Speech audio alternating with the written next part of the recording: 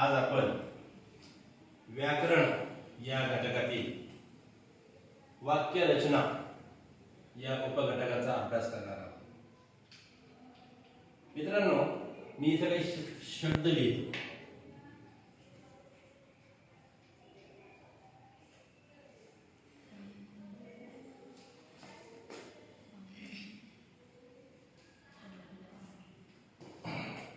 काही शब्द लिहिलेले आहेत. रामाने बाण मारला. ठीक आहे. आणखीन एक शब्द समूह लिहितो.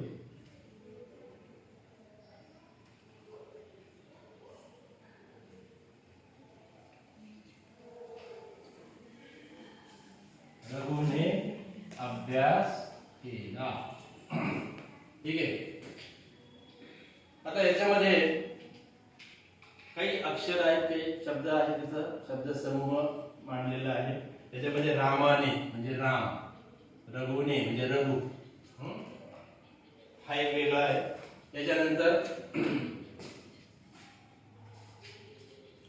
बाण, अभ्यास, हा एक वेगळा शब्द समूह शब्द आहे.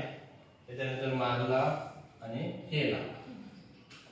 आता याच्यामध्ये राम किंवा रघु त्याला काय म्हणतात आपण? कर्ता. बरोबर. राम आणि रघु काय आहे? कर्ता. त्याच्यानंतर बाण आणि अभ्यास याला काय म्हणतो आपण? कर्म. आणि मारला आणि केला याला काय म्हणतो आपण? क्रियापद.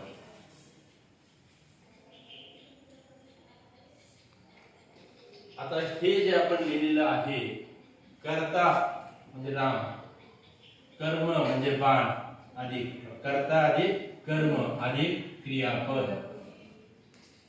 ज्या वेळेस कर्ता, कर्म आणि क्रियापद याच क्रमाने लिहिलं जातं त्यावेळेस त्याला वाक्य असं म्हटलं जातं. अशा प्रकारे लिहिण्यात येणाऱ्या शब्दसमूहाला वाक्य म्हटलं जातं. हे बघा, आणखीन आपण एक लिहूया इथं.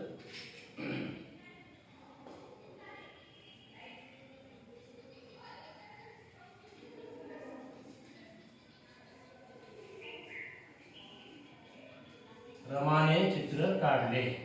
ठीक आहे. आणि लताने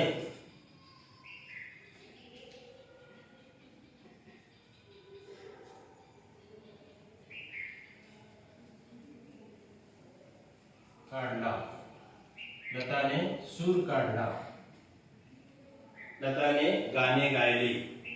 है ना, गाण्याचे आधी सूर असतो. एका सुरात सूर सुरू झाला की मग ते पुढचं गाणं जे ऐकायला खूप गोड वाटतं.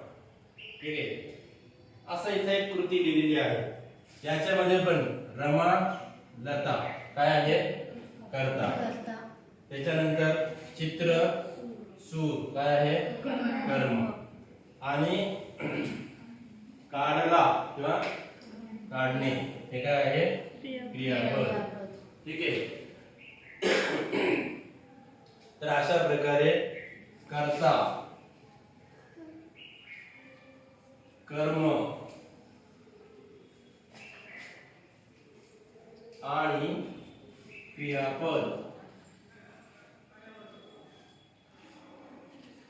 हे क्रमाने लिहिलेल्या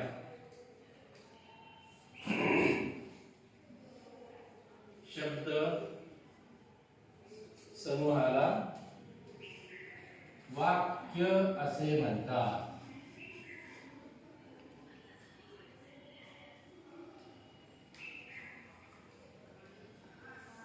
ठीक आहे. इथं जर आपण म्हटलं काढले रमाने चित्र, चालेल का? किंवा सूर काढला लताने, असं ते योग्य शास्त्रदृष्ट्या व्याकरणिक दृष्ट्या वाक्य रचना बरोबर वाटत नाही, है ना. म्हणून लताने सूर काढला. आता सूर म्हणजे काय? आवाजाचा एक विशिष्ट पट्टीत म्हटलेला. आता तो सूर कसा असतो ते आपण ऐकूया. लताने सूर कसा काढला बघूया.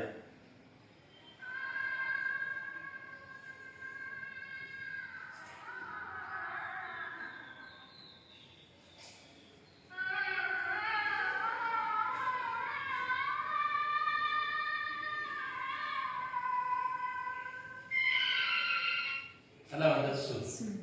आणि पुढचं गाणं आहे, पुढं मग ते गाणं म्हटलेले आहे लता मंगेशकर या एक खूप मोठ्या गायिका आहेत. तर अशा प्रकारे ज्यावेळेस कर्ता कर्म आणि क्रियापद या क्रमाने शब्द समूह लिहिलं जातं तेव्हा त्या पूर्ण शब्द समूहाला वाक्य असं म्हणतात.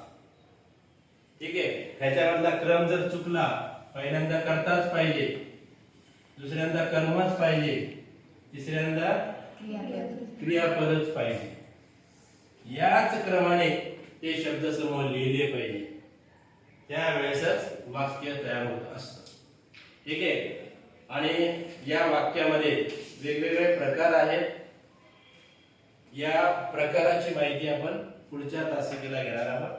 तर आज या तासिकेत आपण वाक्य रचना याविषयी सविस्तर माहिती अभ्यासली. धन्यवाद.